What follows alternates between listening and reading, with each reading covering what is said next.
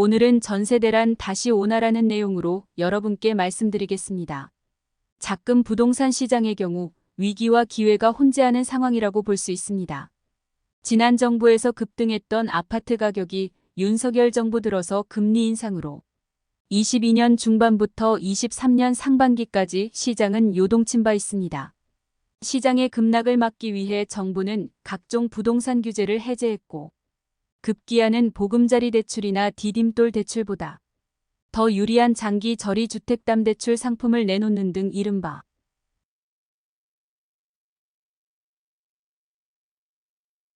빚을 내서 집을 사라는 정책을 내놓은 바 있습니다. 알고 있는 사실입니다. 그런데요, 시장의 변화는 다양하게 변하고 있습니다.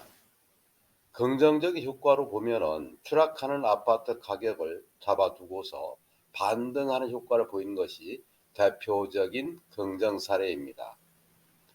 이를 기반으로 집값이 반등했고 시장에 훈기가 도는 그런 효과를 보였습니다. 그러나 문제는 가계 부채에 대한 부담이었습니다.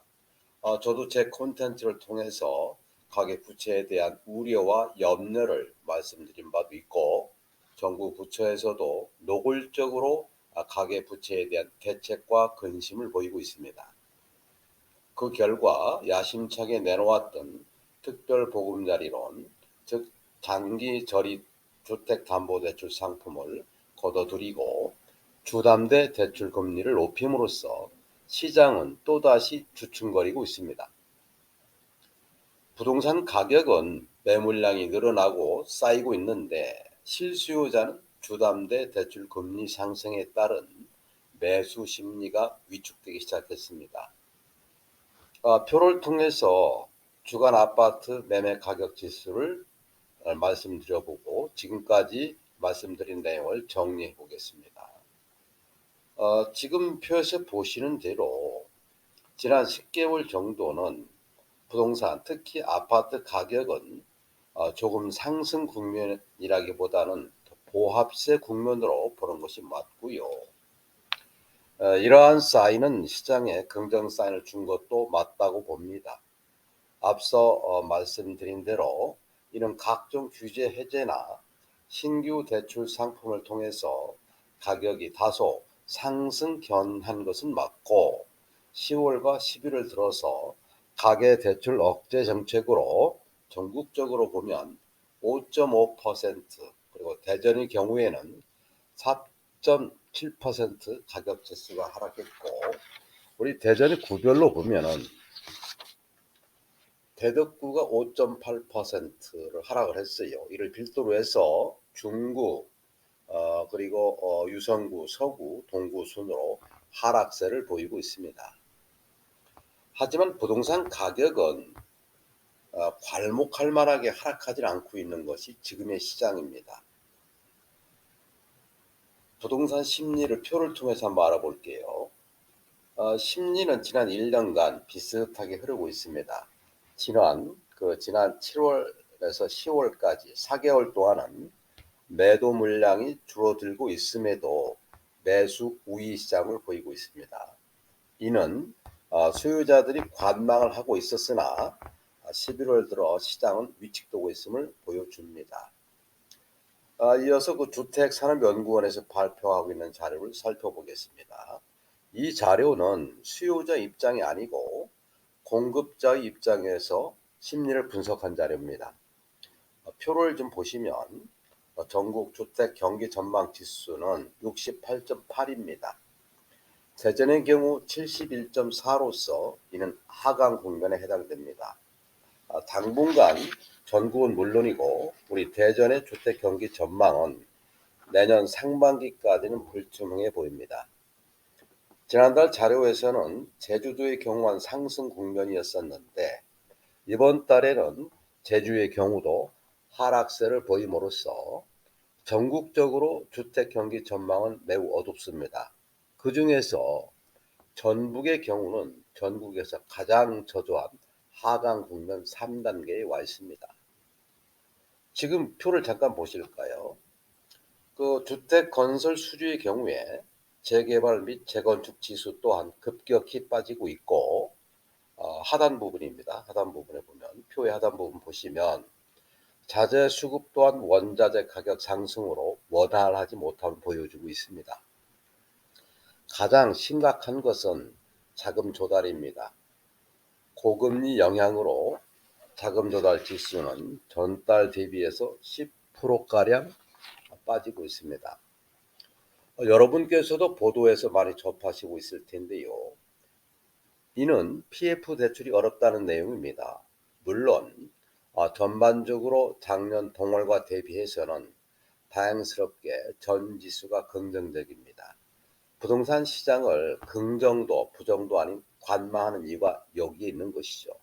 그러나 자산 시장은 분명히 변하고 있습니다. 오늘 제가 자세하게 구독자 여러분께 말씀드리는 이유는 우리 자산 시장의 흐름을 놓치지 말고 눈동자처럼 지켜보시기를 원해서 그렇습니다. 우리 부동산 시장은 정중동의 프레임에서 움직입니다. 전체의 흐름을 지켜보면서 내 집 마련이나 투자의 시기를 실기하거나 그렇다고 조바심도 갖지 말기를 바랍니다. 정리해드립니다. 11월 현재 매물은 쌓이고 있고 매수 심리는 강하지만 고금리 영향으로 실제로 매수 결정을 망설이고 있는 형국입니다. 그렇다면 우리 실수요자는 어떤 결정을 하게 될까요? 먼저 대전 지역의 입주 물량을 다시 살펴보겠습니다. 24년도에는 계획대로라면 11,500여 세대 정도의 입주 물량이 있습니다. 물론 임대아파트 포함입니다. 그러나 건설 경기의 불황으로 다소 변화가 있을 수는 있겠지만 전체적으로 7천여 세대 정도의 신규 수요가 있을 것이라고 보면 적정선 좀 남을 수가 있겠죠. 이는 정상적인 시장일 때 그렇습니다. 서울시의 경우에 당초 입주 물량을 축소해서 조정 발표한 것으로 보면 대전의 경우도 일부 축소해서 발표할 공산이 큽니다. 그럼에도 불구하고 실수요자 7천여 세대가 어떻게 결정할 것인가가 문제입니다. 중도금 대출 상한과 잔금 대출이 큰 걸림돌이 될 것입니다. 물론 구축을 처분하고 신규 아파트로 입주하는 세대는 통계 기술상 실수요자 범주에 속하지는 않겠으나 아무튼 구축을 처분하고 잔금을 치러야 하는 신규 입주 예정자들은 아무래도 전세 임대를 통해 해결하고자 할 것이고 구축이라도 매수하여 내 집 마련을 하고자 하는 소유자들은 고금리 영향으로 아파트 매입을 망설이고 오히려 전세를 선호할 것으로 보입니다. 이는 당연히 시장 원리가 반영되기 때문에 그렇습니다. 자, 다음 표를 통해서 전세 지수 변화 추이를 살펴보겠습니다. 지금 대전의 경우에도요. 대전은 전체 11월 6일 현재 보면 90포인트예요.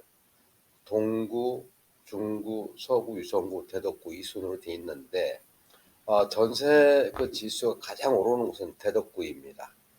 그리고 이어서 동구, 그리고 중구, 서구, 유성구 순으로 가겠습니다. 자, 이것은 무엇을 말하냐면 전세 대란을 예표하는 것이죠. 다시 말씀드리면 매매 가격은 일정하지만 전세 가격이 오르고 있는 형국이다 이런 뜻입니다. 이 그래프를 잠깐 보십시오. 전세 가격 지수는 지난 8월 이후로 꾸준히 오르고 있습니다. 금년 말과 내년에도 더욱 오를 것으로 보이는데요. 앞서 말씀드린 대로 실수요자가 아파트를 매수하기보다는 고금리 영향으로 오히려 전세 입주를 선호함에 따라서 전세 대란이 다시 올까 염려되는 형국입니다. 또한 매매 가격 상승 없고 표에서 실제로 가격 상승 없을 것으로 보여요. 하락이 아닌 보합 국면이라는 뜻입니다. 시장 원리나 심리 영향으로 전세가는 상승할 것입니다. 이른바 전세 역습이 다시 시작될 것으로 보이는데요. 이는 전국적인 현상으로 나타나야 될 것입니다. 얼마 전 우리가 경험을 했지 않습니까? 역전세요. 역전세 현상이 있었듯이 또 역전세 현상이 나타날 수 있습니다. 그러나 원인은 다릅니다. 지난번 역전세를 살펴볼까요? 지난번 역전세는 매매 가격이 하락으로 발생했다면, 그렇죠? 전세값은 일정했지만 매매 가격이 하락했어요. 그러다 보니까 전세가율이 높아진 경우고, 이번의 경우에는 전세가가 상승하는 겁니다. 매매가는 일정한데 전세가가 상승해서 전세가율이 높아지면서 역전세 현상이 나타날 수 있습니다. 물론 이러한 경우에는 다주택자에게 유리한 국면이 펼쳐지겠죠. 왜냐하면 다주택자는 뭐 집이 두 채, 세 채일지라도 다 집에서 살 수 없잖아요. 그러니까 전세나 월세를 놓을 텐데 전세가가 올라가게 되면 아무래도 다주택자에게 유리한 국면이 펼쳐지겠다. 이런 말씀을 드리고, 다시 한번 말씀을 드리는데요. 금년이 이제 거의 다 갔고 내년 상하반기에는 우리 대전의 경우에도 역전세 현상이 나타나고 전세가가 올라가서 또 우리 그 서민들이 힘들어질 수 있습니다. 그러나 다주택자에게는 또한 유리한 국면이 펼쳐진다는 말씀을 다시 한번 드리고, 이에 따라서 정부 대책이 어떨지 주목이 되고 있어요. 이럴 때일수록 우리 실소유자 여러분 그리고 투자자 여러분들은 정중동의 그 마인드로 시장을 살펴볼 필요가 있고, 주택 경기는 제가 늘 말씀을 드립니다만은 올라갔다 내려갔다 골이 있으면 마루가 있고요, 마루가 있으면 골이 있습니다. 지금은 전세 그리고 매매가 좀 보합 국면이지만은 이게 올라갈 건지 떨어질 것인지는 정부 대책에 따라서 달라질 수 있습니다. 앞으로 발표되는 정부 대책을 주목하실 필요가 있어요.